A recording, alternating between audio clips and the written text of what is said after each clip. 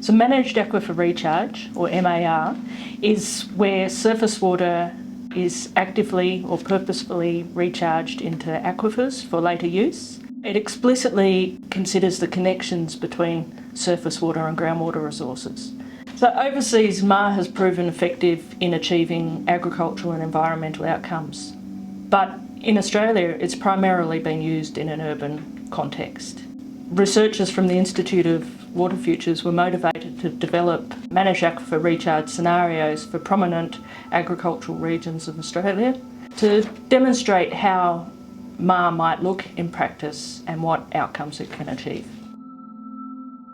We developed 3 scenarios, the idea being that it gives us a broad range of reasons that we might actually want to look at MAR.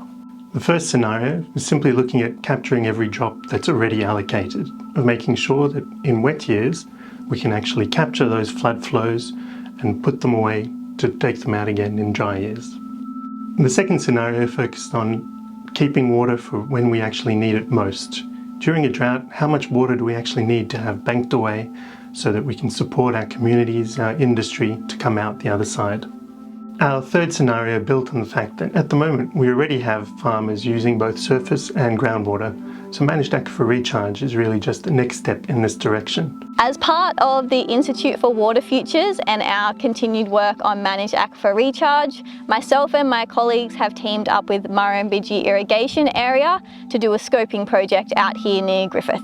The aim of the project is to see if we can detect any changes to the groundwater level as a result of recharge from surface water in the irrigation infrastructure.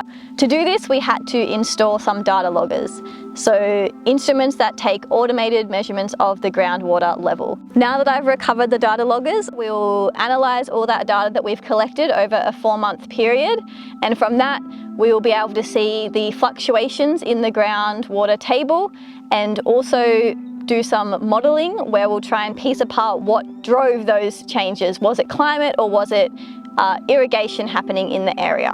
A possible outcome of this will be that Murrumbidgee Irrigation will decide to install some longer-term groundwater monitoring instruments throughout their system so that they can understand the aquifer levels and the health of their aquifer in general.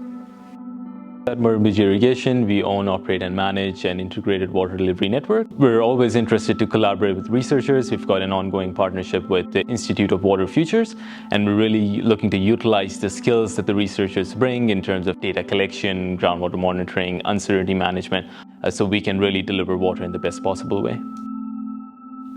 The big picture we're talking about here is building our capacity to handle climate extremes in future. This is an area with lots of uncertainty, and that's why we're doing this kind of research. But we've got to take a long-term view of it, looking at continuous improvement, working with our partners. The idea is that these kinds of scenarios are exploring the future, and this kind of work looking at channel seepage is just one step in this long process of gradually improving our understanding of the system and how we manage it.